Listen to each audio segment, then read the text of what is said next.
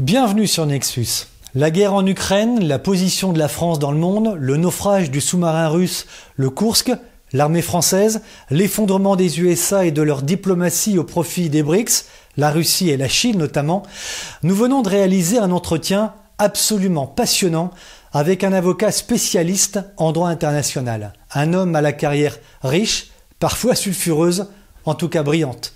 Pourquoi cet entretien ? Parce qu'actuellement, aux Pays-Bas, à La Haye, se tient un procès aux enjeux sans doute considérables entre la Russie et l'Ukraine. À peine croyable, rien dans les médias. Nexus est donc probablement le premier média en France à vous parler de ce qui se passe. Bonne écoute. Fabrice Bonnard, bonjour. Merci beaucoup de recevoir le magazine Nexus. Vous êtes avocat de formation, spécialisé en formation de droit international et ancien avocat de la Direction générale des douanes. Depuis le 18 septembre jusqu'au 27, je crois, deux pays s'affrontent dans une procédure dont étonnamment aucun des médias français ne parle. Je vous interrogerai d'ailleurs là-dessus. Cette procédure a lieu en ce moment à La Haye, aux Pays-Bas. L'organe judiciaire des Nations Unies, à savoir la Cour internationale de justice, a été saisi par l'Ukraine dans une affaire, j'allais dire dans l'affaire qui l'oppose à la Russie. Ce que les auditeurs qui nous écoutent doivent savoir, c'est que la Cour internationale, vous allez me dire si je me trompe, a demandé un rapport à la Russie pour expliquer l'opération militaire et que ça remonte à il y a déjà 3 ans. Maître Bonnard, que pouvez-vous nous dire sur ce dossier? Que se passe-t-il au juste à La Haye actuellement? Alors, d'abord, se souvenir que l'opération spéciale déclenchée par la Fédération de Russie à la demande des nouvelles républiques du Donetsk a été déclenchée le 24 mars 2022. L'Ukraine a saisi la Cour internationale de justice en se plaignant de cette invasion de leur territoire. Très rapidement, début avril, je crois le 4 ou le 6, les juges de la Cour internationale de justice ont rendu un arrêt concernant les mesures dites conservatoires et l'Ukraine, dès le départ, a demandé que cette affaire fût jugée très rapidement. Ils ont demandé que la Fédération de Russie ne dispose que d'1 mois pour répondre à leur saisine du 26 mars. J'attire votre attention, invasion, 48 heures plus tard, la Cour internationale de justice est saisie. Et ça s'est fait très vite. Très très vite, en 48 heures. Et à mon avis, de manière précipitée et sur des fondements qui n'étaient pas les bons. De sorte que, certes, la Cour internationale de justice, dès le mois d'avril, très rapidement, a rendu un arrêt dit conservatoire. Clairement, la Cour internationale de justice, qui est l'organe juridictionnel de l'ONU, l'ONU étant une organisation de paix et de décolonisation depuis 1945, née de la Deuxième Guerre mondiale, forcément cette première décision demandait à la Fédération de Russie de cesser les combats. D'accord ? Et la Fédération de Russie a répondu qu'elle ne souhaitait pas ne disposer que d'1 mois, mais qu'elle souhaitait disposer de 3 ans. Vous voyez le décalage entre 1 mois et 3 ans.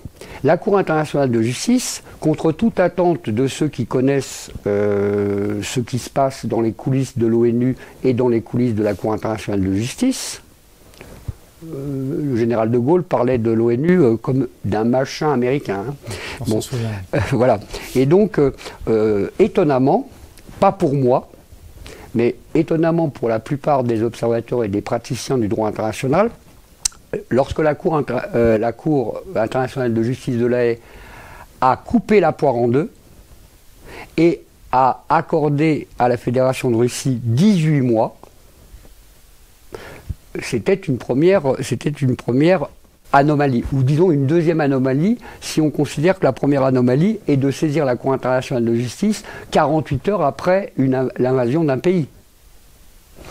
Deuxième donc curiosité, la Cour fait droit quelque part à la position russe qui demandait 3 ans en lui accordant quand même 18 mois.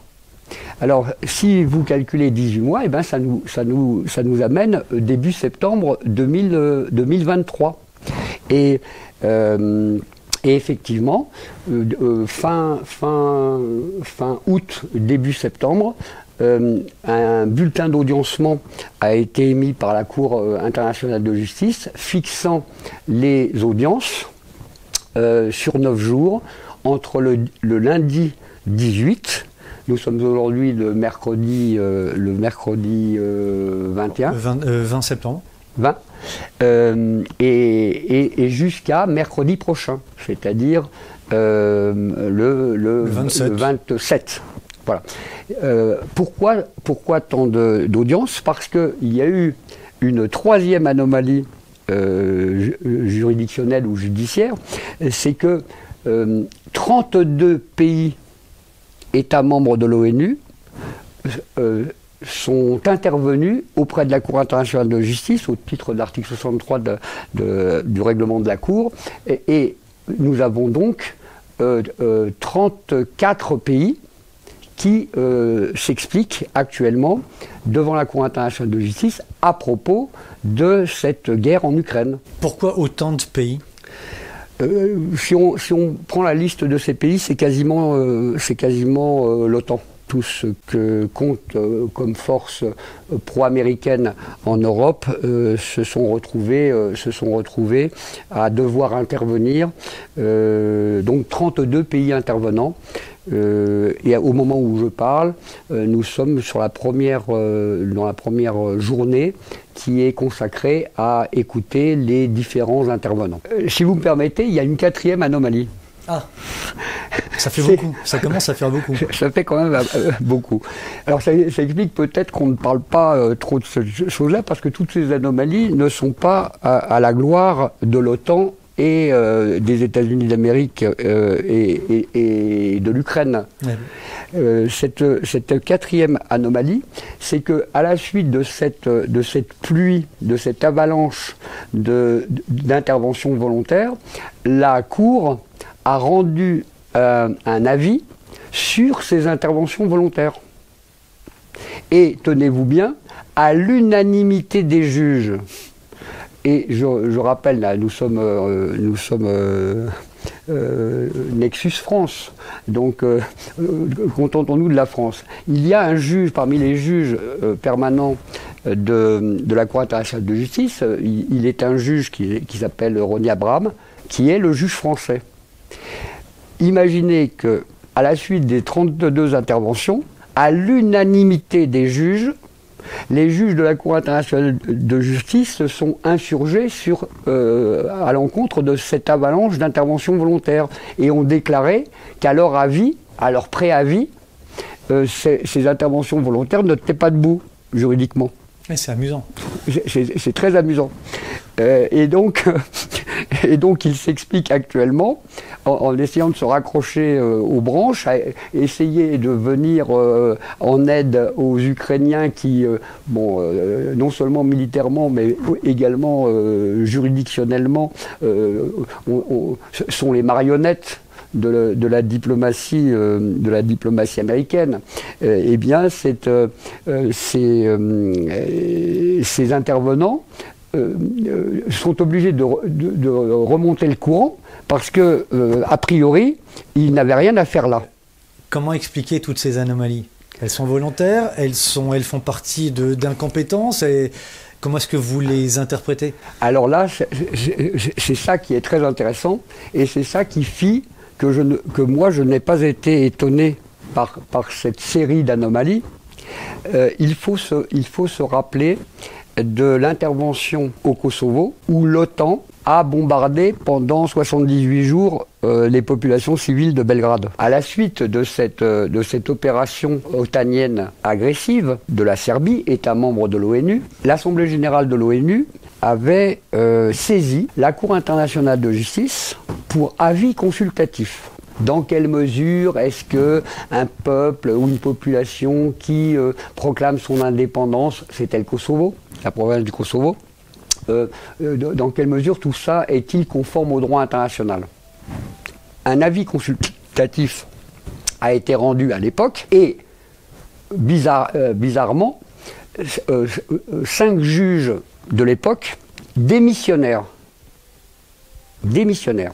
L'avis a donc, à l'époque, avait donc conclu que l'autoproclamation de l'indépendance du Kosovo prenait en perspective l'indépendance de la Crimée et l'indépendance des 2 provinces de l'Est de l'Ukraine qui s'autoproclament des républiques indépendantes et demandent l'aide de la Fédération de Russie. Donc cette vieille affaire ressort et ce souvenir, personne n'en avait parlé dans ces années 2010, 2011. Il y a donc un avis consultatif qui avait été rendu et qui n'était pas conforme au droit international. C'était une anomalie. Et pourquoi on se plaignait? À cause des pressions américaine sur l'ONU. Je vous rappelle que dans la contribution américaine à l'ONU est la principale contribution et que comme ils sont en retard de paiement, ils ont des arriérés, en réalité, ils ouvrent le robinet en fonction de la servilité de l'ONU. Et d'autre part, je suivais vraiment ce dossier, car j'étais, moi, personnellement, impliqué dans un problème de statut juridique de la Savoie, et les critères d'acceptation d'une proclamation d'indépendance, évidemment, m'intéressait énormément. J'avais déjà posé une première question embêtante au Quai d'Orsay à l'Assemblée nationale via un député Nicolin. Et j'en ai posé 3 et nous étions entre la première et la deuxième. Donc quand est arrivé cet avis consultatif de la Cour internationale de justice sur est-ce qu'on a le droit d'intervenir militairement pour appuyer une proclamation d'indépendance, etc., j'étais très, très intéressé par ça. Et si on comprend ça, on comprend la difficulté de la Cour internationale de justice de ne pas accorder à la Fédération de Russie un temps long pour essayer de rattraper le coup et de reprendre la main, parce que sur le coup de l'avis consultatif sur le Kosovo, dont les spécialistes sont très rares, et personne ne dit que la Cour, certes, a dit que la proclamation du Kosovo n'était pas non conforme au droit international, mais elle a surtout également dit que la question était mal posée. Voilà. Et c'est parce qu'elle était mal posée qu'il était difficile de répondre, parce que c'était difficile de répondre parce que l'ONU c'était les Américains, et que les Américains ayant décidé de prendre possession d'une partie du territoire souverain de la Serbie pour y installer la plus grande base militaire hors États-Unis, dont une partie est floutée sur Google Maps, parce qu'il y a un laboratoire de transformation des produits opiacés en provenance d'Afghanistan. Tout ça était pas clair. Se souvenir que le détachement français de la CAFOR était dirigé par le colonel Hogar, que celui-ci a commis un livre prophétique, L'Europe est morte à Pristina, constatant qu'en réalité l'OTAN était dirigée par les Américains et que l'armée française était obligée de s'acoquiner avec des combattants les plus détestables, qui aujourd'hui, au moment où je parle, sont incarcérés pour des crimes de guerre, des crimes contre l'humanité, etc. C'est avec ces gens-là que tout ça a pu se produire. Et je tiens à attirer l'attention des spectateurs sur le fait que Madeleine Albright, qui était la secrétaire à la défense de l'époque, est morte il y a 1 an, je crois, et que l'oraison funèbre qui fut faite par Joe Biden de cette dame qui avait fini sa carrière de manière un peu scandaleuse en déclarant à la télévision américaine que les centaines de milliers de morts d'enfants irakiens, elle ne les regrettait pas. faut se souvenir de l'intervention américaine dans la deuxième guerre d'Irak où la France n'a pas trempé, puisque c'est le discours de 2003, de Dominique de Villepin, la dernière fois où la diplomatie française a brillé et a été applaudie par le monde entier dans ses capacités à résister aux influences américaines. On se souvient également que c'était les armes de destruction massive, le talc produit pour montrer que c'était de l'anthrax, etc. Toutes ces opérations étaient fabriquées de toutes pièces. Madeleine Albright se fait donc féliciter post-mortem par Joe Biden en ces termes. Elle a rendu de grands services aux États-Unis d'Amérique, c'est elle qui a sauvé l'OTAN. En transformant l'OTAN, organisation de défense normalement faisant face au pacte de Varsovie qui disparaît avec la dissolution de l'Union soviétique, et l'OTAN se retrouve, faute d'opposition ou d'ennemis déclarés, obligé de se transformer en autre chose. Et on rend hommage à Madeleine Albright, cette donc criminelle de grande échelle, et cette maquilleuse de la vérité au plan diplomatique. Elle a sauvé l'OTAN en engageant l'OTAN au Kosovo, en transformant cette organisation qui prouve actuellement sa totale désorganisation. La principale chose qu'on peut attendre d'une organisation, c'est qu'elle souhaite l'organiser. Je pense que la démonstration est faite sur le terrain qu'elle ne l'est pas.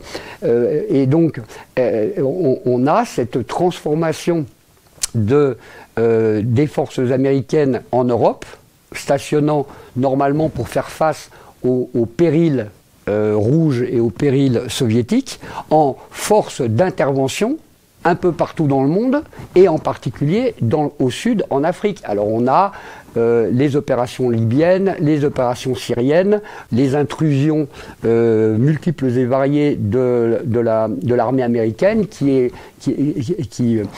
a décidé militairement de faire la démonstration que le droit américain a vocation à devenir le droit mondial. C'est le problème de l'extraterritorialité du droit américain.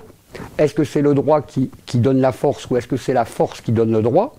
Et si on bascule actuellement, très clairement, on rentre dans un nouveau monde, c'est tout simplement parce que la puissance financière et économique des Américains a vécu. C'est maintenant les Chinois qui sont la première puissance économique. Et puis, d'un point de vue militaire, c'est maintenant la Russie, à cause notamment des armes hypersoniques. Alors nous, pour le côté français, nous eussions été bien inspirés d'écouter Jean-Pierre Petit, qui était le spécialiste du magnéto-hydro et magnéto...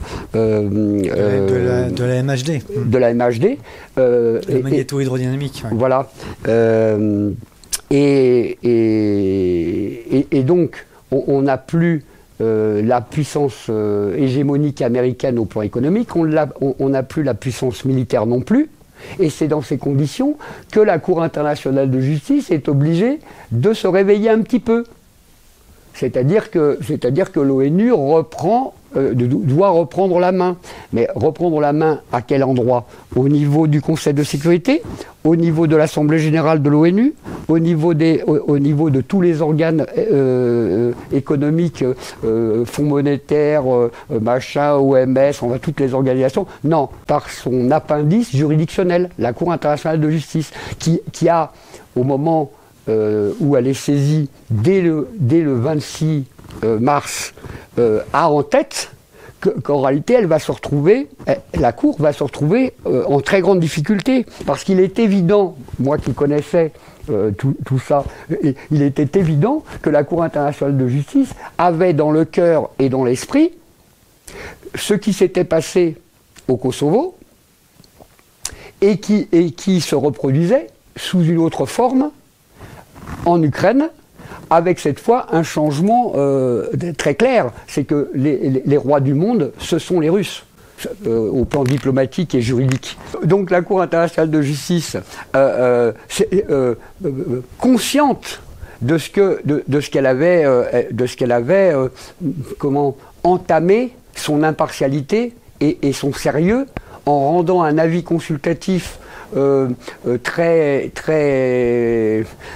vaseux, mais qui avait été repris par les médias du monde entier pour valider la proclamation tout à fait scandaleuse au plan du droit international de cette enclave albanaise et musulmane sur le territoire souverain de la Serbie. Se souvenir qu'une résolution du Conseil de sécurité et des votes à l'Assemblée générale continuent de considérer que le Kosovo fait partie du territoire souverain de l'État serbe. Hein. Les États intervenants s'adressent... Veuillez vous asseoir. L'audience est ouverte. La Cour se réunit aujourd'hui pour entendre les observations orales de 32 États intervenants. La Russie doit présenter un rapport. Ces rapports, ces audiences, enfin en tout cas, les arguments de la Russie sont contestés par bon nombre de pays, ça on le sait. Il s'agit bien évidemment de faire connaître par la communauté internationale qu'il y a eu génocide. Je voudrais revenir sur, Fabrice Bonnaire, sur les enjeux. Quels sont vous avez parlé de l'ONU, de l'OTAN tout à l'heure, quels sont véritablement les enjeux de cette procédure qui a lieu actuellement aux Pays-Bas? Alors pour vous répondre, je vais être obligé de vous parler de la 5e anomalie.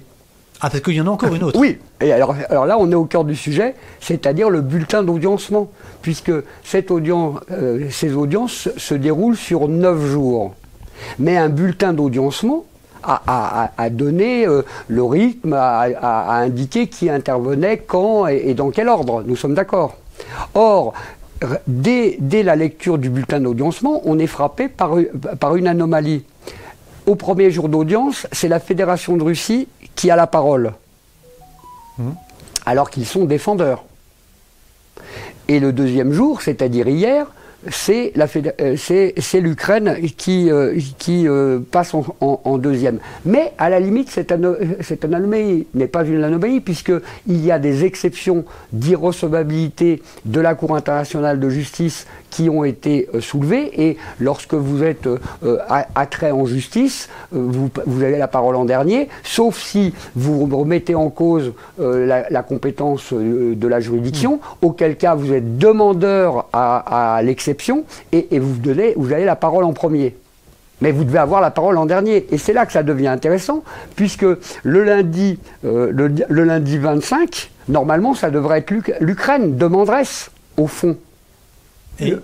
Et c'est la Fédération de Russie à qui on accorde 2 fois 3 heures lundi prochain pour s'exprimer en premier sur le fond du dossier. Mais comment est-ce que vous expliquez ça? Comment est-ce qu'on l'explique? Parce que la Cour internationale de justice qui sont les juges de la Cour internationale de justice? Ce sont des gens qui sont en fin de carrière. Vous les voyez, ils ont tous plus de 70, 80 ans. Ils ont fini leur carrière de manière brillantissime en étant juges à la Cour internationale de justice de La Haye. Et ces juges, on la leur fait pas. Ils savent comme moi. Vous voulez dire par là concrètement, Fabrice Bonnaire, qu'ils n'ont plus rien à perdre. Ils sont en fin de carrière, ils ont tout vu, tout connu presque. Oui. Ils n'ont rien à perdre. Et puis ils ont décidé de reprendre la main. Mais ça veut dire que ces juges-là ne peuvent plus faire l'objet de manipulation, de chantage. La preuve. C'est incroyable. Oui, c'est incroyable. Au même titre que, vous savez, il y a des choses incroyables qui sont en train de se réaliser. Qu'est-ce que vous pensez de la réconciliation de l'Iran avec les Saoudiens? Du rapprochement plus qu'étonnant entre l'Algérie et le Maroc. S'il y a quelque chose à retenir pour l'instant de ce qui se passe lors de ces audiences à La Haye, c'est que ces juges qui ont une réputation tout à fait énorme, à la carrière très brillante, ne peuvent plus aujourd'hui faire l'objet de quelque manipulation ou chantage que ce soit. Ils se souviennent des pressions qu'ils ont subies à propos du Kosovo. est bien conscient que désormais les cartes sont rebattues, que les États-Unis ne sont plus la force économique et militaire qu'elle était à l'époque. À l'époque, la Russie essayait de renaître, de survivre. Par conséquent, il y avait une hégémonie totale au sein de l'ONU de la puissance américaine. Mais aujourd'hui, c'est différent. Ils savent, en plus, dès le mois de mars, ils savent que la manière dont fut introduite ce procès était aberrante. Les Américains, les Ukrainiens,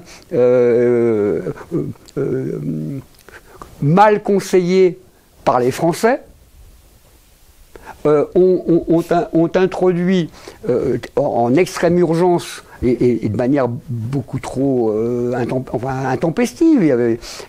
Ils ont introduit ça sur le fondement de la violation de la Convention de prévention et de répression du génocide.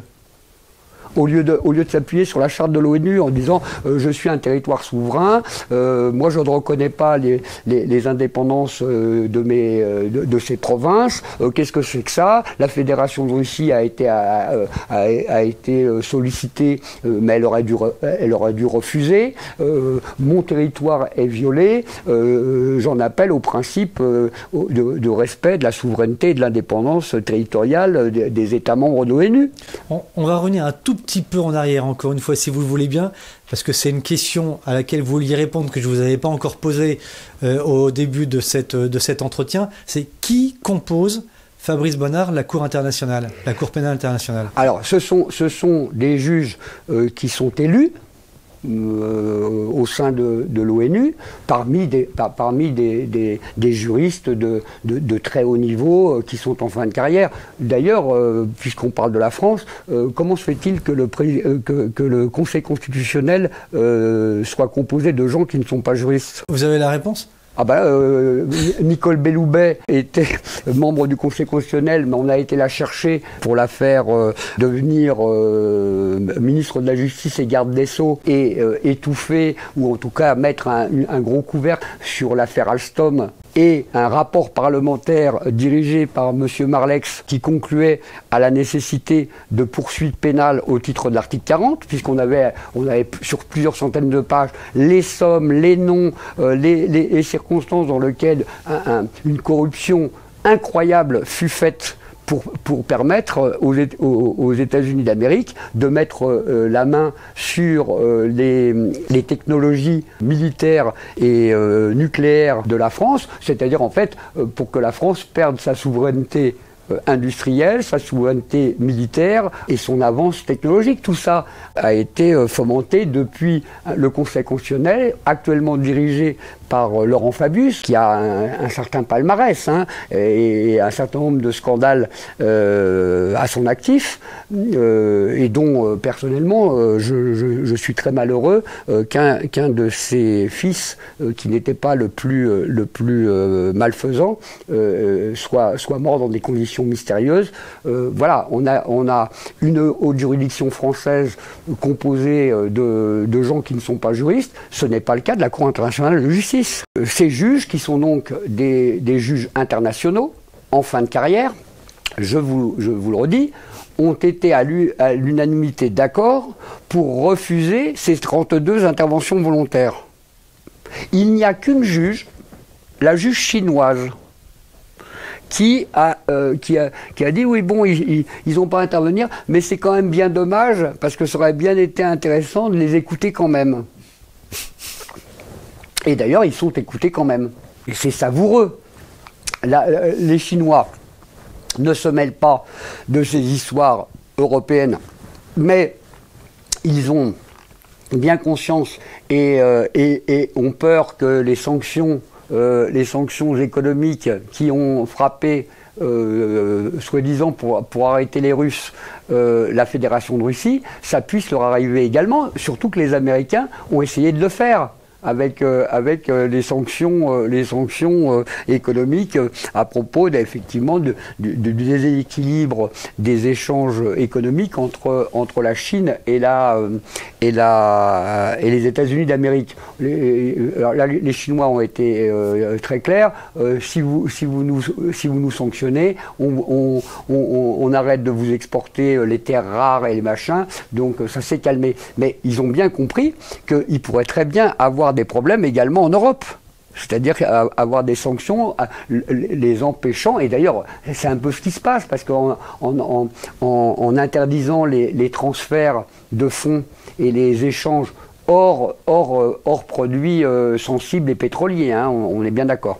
Donc on sanctionne la Russie, mais on laisse passer quand même les hydrocarbures et machin, et ne me faites pas parler de la destruction du gazoduc Nord Stream 2, parce que si vous me faites parler de ça, vous allez être obligé de me faire parler du sous-marin Kursk. Il y avait 3 sous-marins et ils étaient tout neufs, et puis à peine ils sortent qu'ils prennent une torpille. Vladimir Poutine était tout juste jeune président de la Fédération de Russie, hein, à l'époque. Vous dites il a pris le Kursk une torpille. C'est pas du tout la version réservée par les médias français. Oh bah écoutez, je pense que tous les spécialistes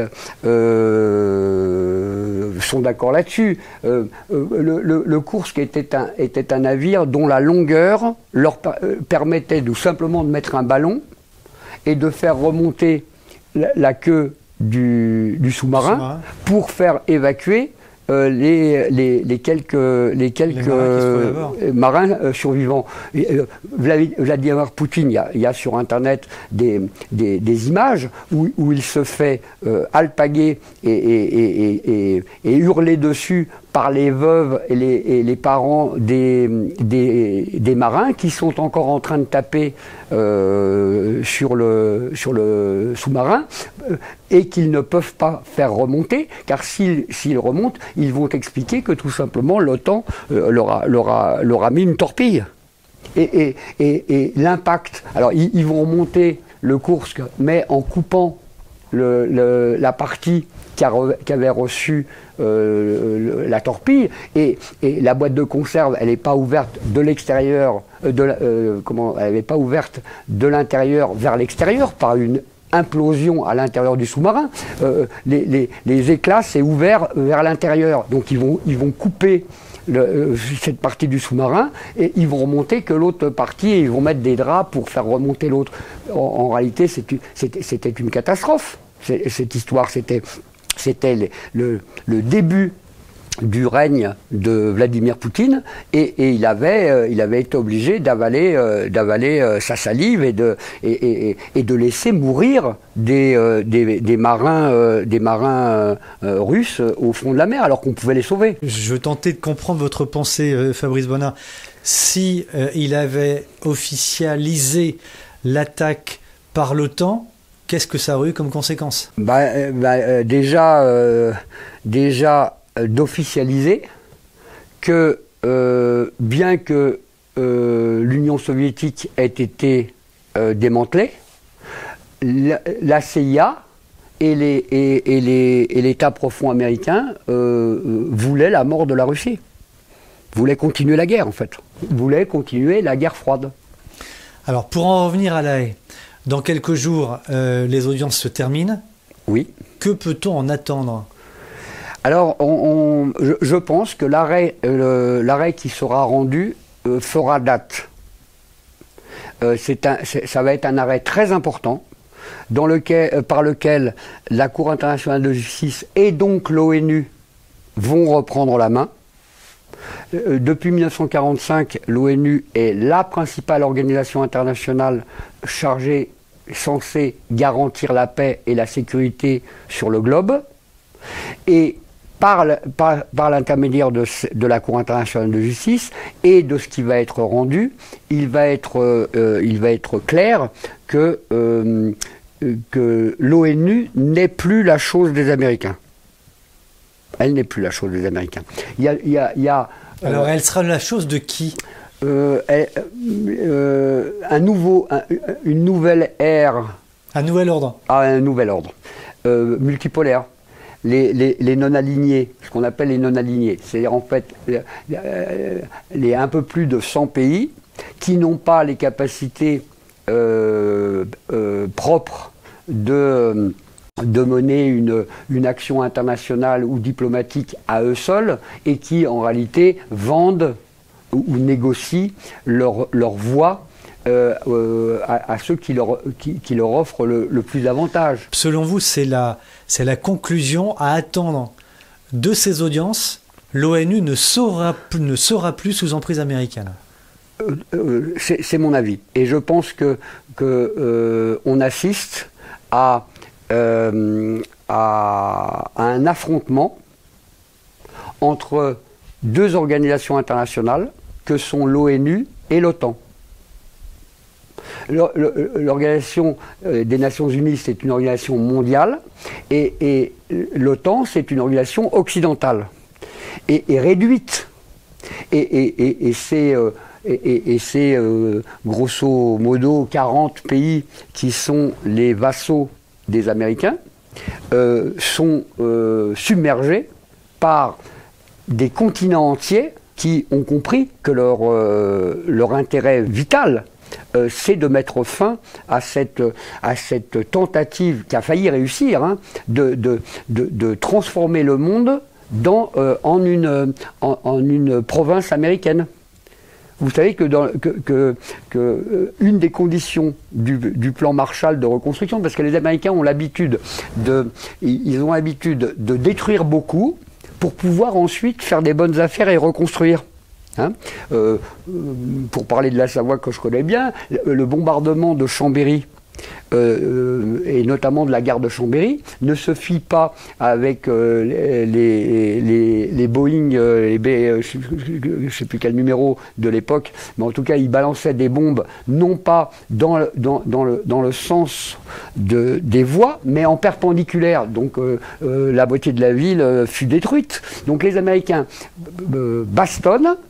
Et ensuite, ça peut reconstruire. Alors, si vous voulez que je vous donne le fond de ma pensée, je suis soudain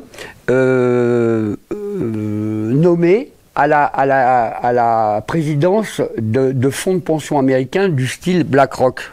Il m'incombe de gérer des fonds à hauteur de 100 000 milliards de dollars.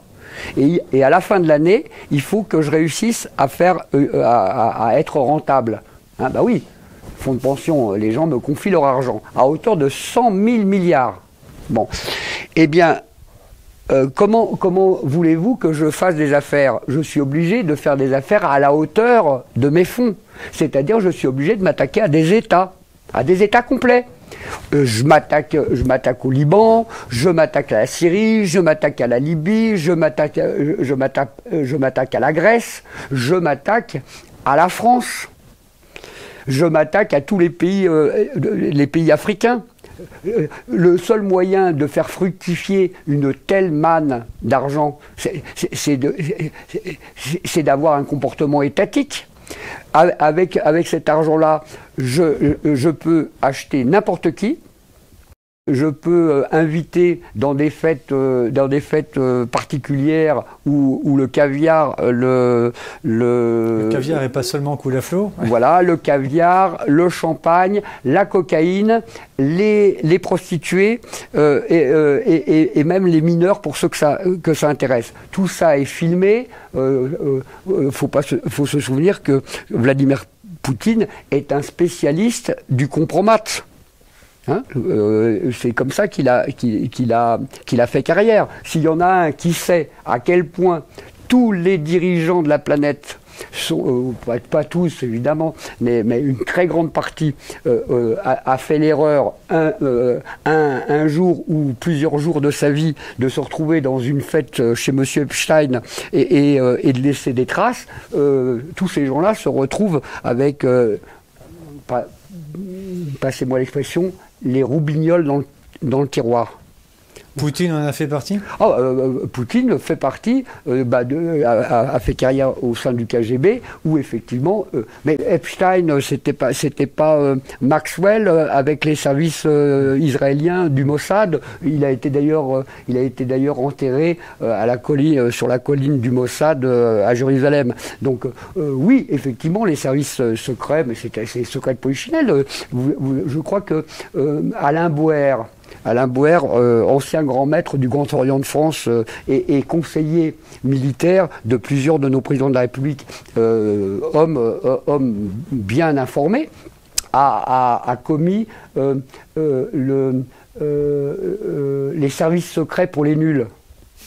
D'accord ? Et il explique très clairement que une des manières de compromettre ou d'obtenir des informations, c'est celle-là, c'est-à-dire de mettre dans le lit de ces messieurs des prostituées ou des mineurs pour ensuite les faire chanter.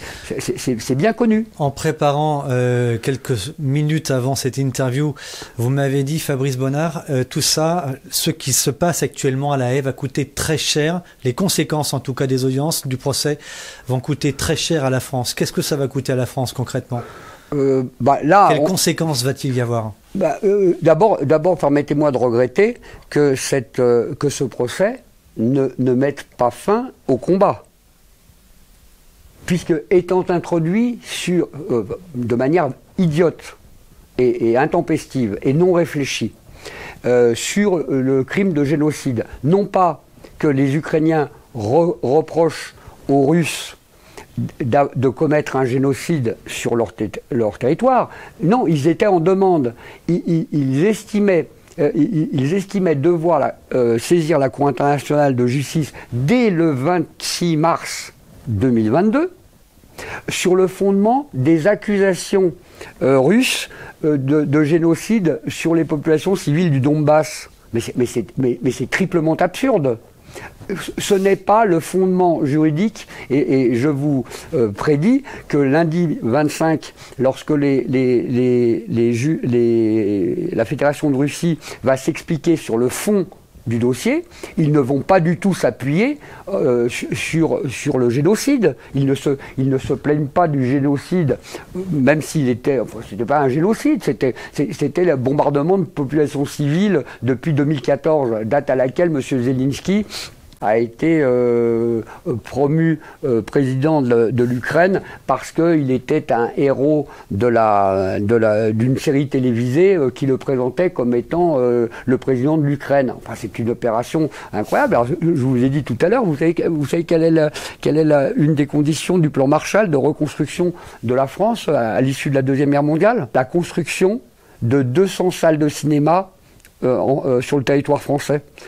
Les Américains sont les maîtres de l'image depuis 1945. Ils sont les meilleurs. Ils ont les meilleurs acteurs, ils ont les meilleurs studios, ils ont la puissance financière. Ce sont des maîtres du cinéma, les Américains.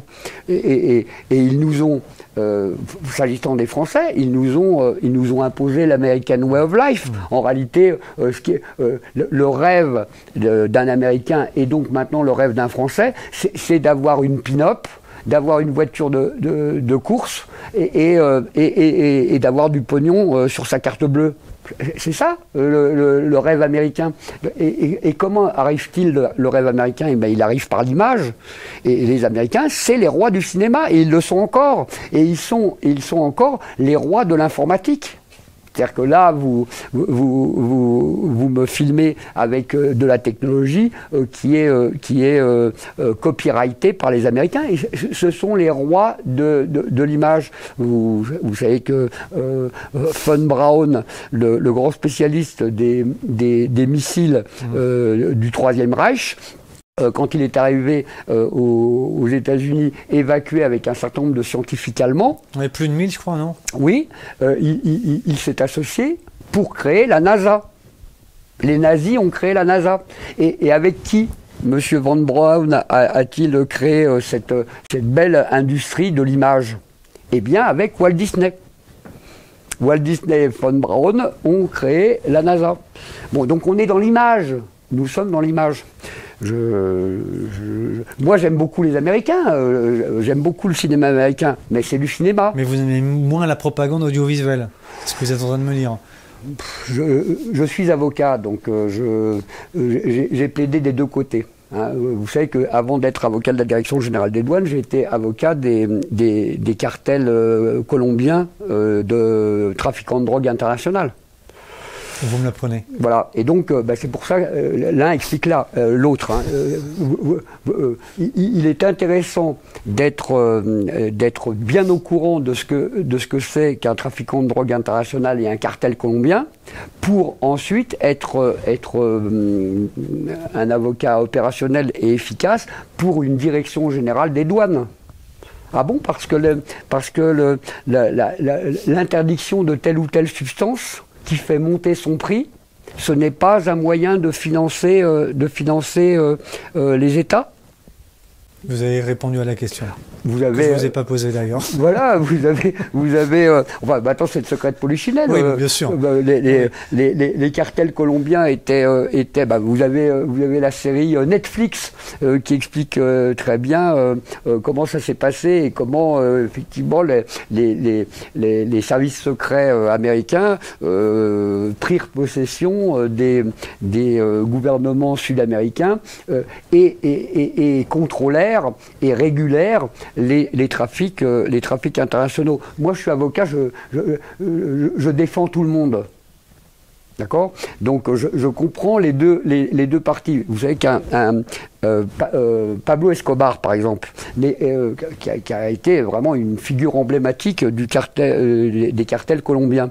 En réalité, ce monsieur-là, il s'était insurgé sur le fait que la coca soit achetée si peu cher aux agriculteurs colombiens. Et c'est dans ces conditions qu'il a créé son trafic. En fait, c'était un contrebandier.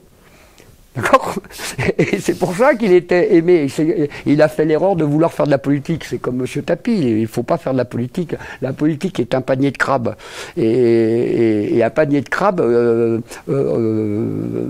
capable de tout, y compris de voyager dans les avions de M. Epstein et de passer des bonnes soirées qui ensuite font qu'ils deviennent des marionnettes dont on... Manipulable facilement. Ah bah oui, c'est facile. Moi, j'ai 61 ans et j'en ai vu. Je suis avocat, je ne suis pas juge. Voilà. Mais j'admire ce qui est en train de se passer à la Cour internationale de justice, parce que là, les magistrats ne vont pas se laisser faire. On va refaire un peu de droit. Et aujourd'hui, au moment où je vous parle, c'est les premières interventions volontaires qui portent principalement sur la notion de bonne foi dans les relations internationales. Si par cette audience, la bonne foi pouvait renaître au sein de l'Organisation des Nations Unies. À propos de bonne foi, ce sera peut-être le mot de la fin. Fabrice Bonnard, comment expliquez-vous que la presse française ne dise pas un mot aujourd'hui sur ce qui se passe et qui semble être d'un événement d'une importance considérable à La Haye? Comment expliquez-vous cela? Alors, pas un mot dans la presse. Première chose, le droit international, et notamment le droit international public, c'est rébarbatif. C'est rébarbatif, mais enfin cela dit, là il est question de l'Ukraine et de la Russie dont on parle déjà depuis 3 ans. Quiconque a fait un peu de droit sait qu'une règle, ça s'édicte très rapidement, mais elle dure longtemps. Voilà. Donc le droit international, c'est pas n'importe quoi. Hein. Et si effectivement on a toléré un peu partout dans le monde des massacres, des corruptions, des magouilles à très haut niveau, c'est parce que le droit international tel que incarné par l'ONU a connu une dérive depuis 1945. Et moi, je suis français. J'aime beaucoup la déclaration de 1789 qui ne commence pas par son article premier « Les hommes naissent et demeurent libres et égaux en droit ». Ça commence par le préambule Et ce préambule, c'est considérant que l'ignorance, l'oubli et le mépris sont les seules causes des grands malheurs publics et de la corruption des gouvernements. Vous avez le triptyque, l'ignorance, l'oubli, le mépris. Alors, ignorance de ce qu'est le droit international, la jurisprudence et les combats depuis des décennies, au sein même de l'ONU, au sein même de toutes les diplomaties, parce que, vous savez, le Quai d'Orsay ne brille pas actuellement. La dernière fois qu'il a brillé, c'était le discours de Villepin en 2003, mais depuis, on n'a pas tellement brillé. Mais vous croyez qu'à l'intérieur du Quai d'Orsay, il n'y a que des gens qui ne réfléchissent pas ? Moi, je pense que la diplomatie française va très mal, alors que ce n'est pas de la faute des diplomates. Je pense que l'armée française va mal et que ce n'est pas à cause de ses soldats et de ses officiers. Je pense que l'école et l'université va mal et que ce n'est pas à cause de ses professeurs ou des syndicats de parents ou d'étudiants. Non, il y a l'ignorance,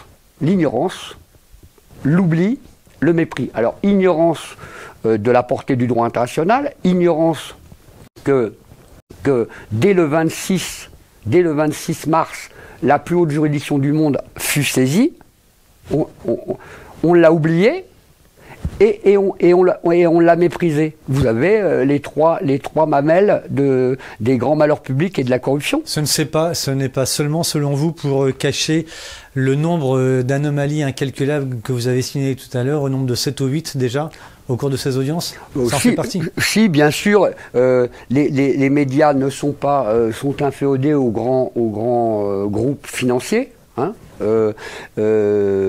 En France, d'ailleurs, certains empires médiatiques sont en train d'avoir quelques problèmes. La presse est subventionnée.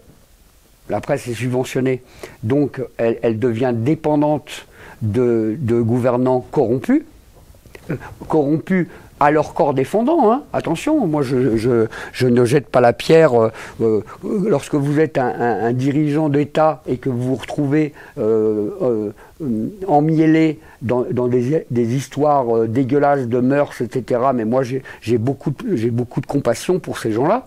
Et je suis prêt à défendre les gens qui se sont retrouvés emmêlés dans des trucs pareils. Mon métier, c'est la défense. Donc je défends les gens qui sont tués et je défends les tueurs. Et c'est parce que je défends les deux que j'essaie de bien les défendre. Vous défendez beaucoup mieux une victime si vous ne vous laissez pas abuser par les arguments fallacieux de l'assassin. Le droit, ce n'est pas parce que vous claudiquez tantôt à gauche, tantôt à droite que vous marchez droit. Hein. Le droit, c'est une science. Et cette science, elle n'est pas à la portée de tous. Je regrette que beaucoup d'hommes politiques ne soient pas des juristes, que beaucoup de nos législateurs ne soient pas des juristes. C'est une technique, le droit. Et puis c'est un peu rébarbatif. Voilà ma première réponse. Deuxième réponse, la corruption empêche les médias de faire leur travail. D'expliquer. Moi, j'ai 61 ans, mais à l'époque de l'ORTF, vous aviez sur les écrans de télévision subventionnés par l'État des émissions culturelles, des émissions d'information. On faisait un effort.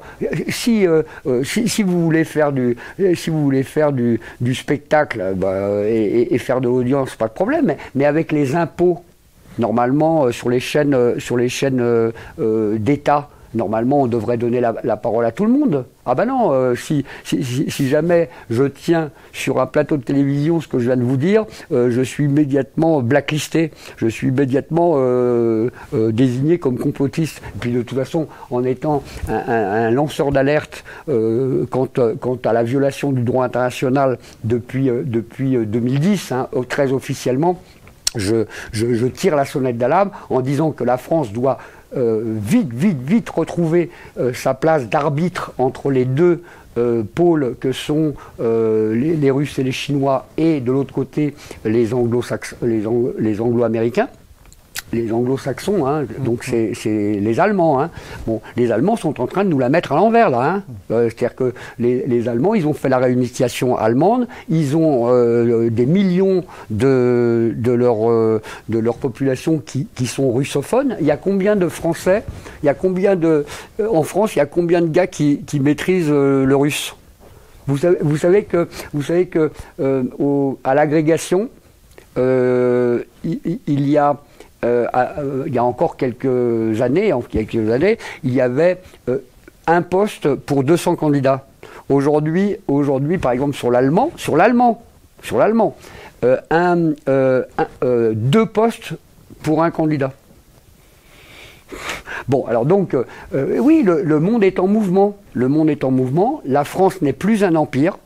Il est temps que la France retrouve sa place de phare du droit international, et ça commence par nous-mêmes. Qu'est-ce que nous faisons à Mayotte? Vous avez 5 votes à l'Assemblée générale de l'ONU qui dit qu'on a violé le droit international parce que les résultats étaient clairement en faveur de l'indépendance des 4 îles des Comores. Pourquoi est-ce qu'on a gardé Mayotte? Vous avez vu ce qui se passe à Mayotte? C'est une catastrophe. Nous sommes la risée du monde entier. Il est temps que la France, je ne dis pas m'écoute, mais qu'elle fasse attention aux points sur lesquels j'ai attiré officiellement son intérêt au détriment de ma propre carrière. Mon pays, c'est la France. Et je pense que la France s'honore lorsqu'elle se... Il y a encore quelques années, lorsque un intellectuel se faisait arrêter quelque part dans le monde, il criait à sa voix, je le dis avec émotion, il disait « Préviens le barreau de Paris !» Préviens le barreau de Paris. Ouais, c'est tout dire.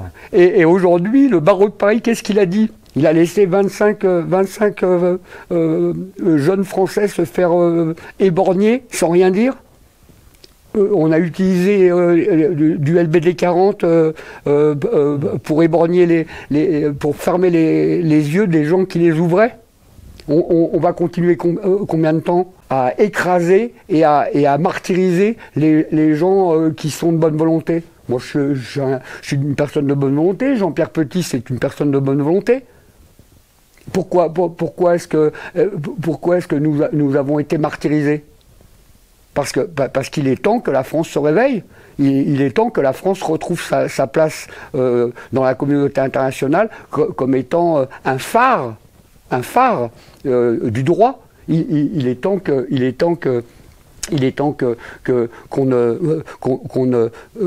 ne martyrise pas. Vous savez, je suis intervenu auprès du Haut Commissariat pour l'utilisation du LBD 40. Je suis intervenu à propos des généraux qui avaient tiré la sonnette d'alarme. Moi, je suis officier de réserve et la devise de Saint-Cyr, c'est « s'instruire pour vaincre ». Quand des généraux aux états de service absolument impeccables se sont bornés à relayer la lettre d'un capitaine en tirant la sonnette d'alarme, et qu'on les a poursuivis. Mon confrère d'Angléan et moi, nous nous sommes évertués à trouver la faille juridique sur ces poursuites. Et grâce à un militaire que j'admire encore plus que le colonel Hogarth, je parle du général André Cousteau, eh bien on a la preuve qu'il existe des gens de bonne foi, de bonne intention, et des gens de grande qualité. Il est temps de les écouter. il est temps que la France redevienne admirable. Et elle sera admirée immédiatement. Vous avez des populations entières de l'Afrique qui sont en train de